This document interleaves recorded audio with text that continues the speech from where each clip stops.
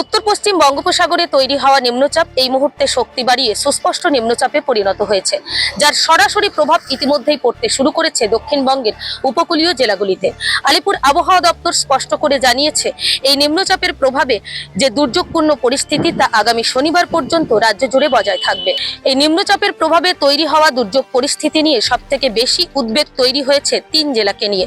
সেই ৩ জেলা হলো দক্ষিণবঙ্গের দক্ষিণ ২৪ পরগনা, পূর্ব এবং পশ্চিম মেদিনীপুর।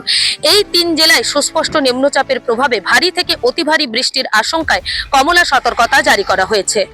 সুস্পষ্ট এই নিম্নচাপের প্রভাবে একদিকে যেমন ঝড় বৃষ্টি জারি রয়েছে জেলায় জেলায়, অন্যদিকে উত্তাল রয়েছে নদী এবং সমুদ্র, যার কারণে মৎস্যজীবীদের জন্য বিশেষভাবে সতর্কতা জারি করা হয়েছে। সমুদ্র উত্তাল থাকার কারণে আমরা দেখেছি গতকাল থেকেই একেবারে নামখানা, সাগর, পাথর প্রতিমা, কাকদ্বীপ, ফ্রেজারগঞ্জ এই বিভিন্ন মৎস্য বন্দরগুলিতে শয়ে শয়ে মৎস্যজীবী ট্রলার তারা ফিরে এসেছে এবং বন্দরগুলিতে সারি সারি ভাবে একেবারে তারা লাইন দিয়ে দাঁড়িয়ে রয়েছে। বঙ্গোপসাগরে তৈরি হওয়া সুস্পষ্ট নিম্নচাপের প্রভাবে ইতিমধ্যেই দক্ষিণ ২৪ পরগনা জেলা, সেখানে কিন্তু একেবারে আকাশের মুখ কালো করে রয়েছে। সকাল থেকে দফায় দফায় ভারী বৃষ্টি জারি হয়েছে।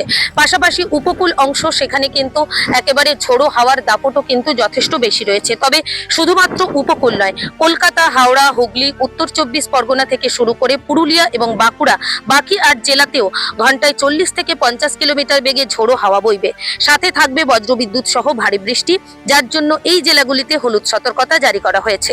অন্যদিকে উত্তরবঙ্গের দার্জিলিং, কালিম্পং, জলপাইগুড়ি ও আলিপুরদুয়ারেও শনিবার পর্যন্ত ভারী বৃষ্টির পূর্বাভাস দিয়েছে আবহাওয়া দপ্তর। প্রশাসন এই দুর্যোগ পরিস্থিতির ওপর নজর রাখছে। পাশাপাশি সুন্দরবন উপকূল একাধিক জায়গায় দুর্বল মাটির বাঁধ রয়েছে। সেক্ষেত্রে এই দুর্যোগ পরিস্থিতিতে সেই দুর্বল বাঁধগুলির ওপর সেচ দপ্তরকে নজর রাখার জন্য নির্দেশ দেওয়া হয়েছে জেলা প্রশাসনের তরফে।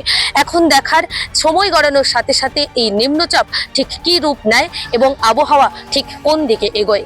এই রকম প্রত্যেক দিনের আবহাওয়ার আপডেট পেতে অবশ্যই নজর রাখতে হবে কলকাতা টিভির ডিজিটালে।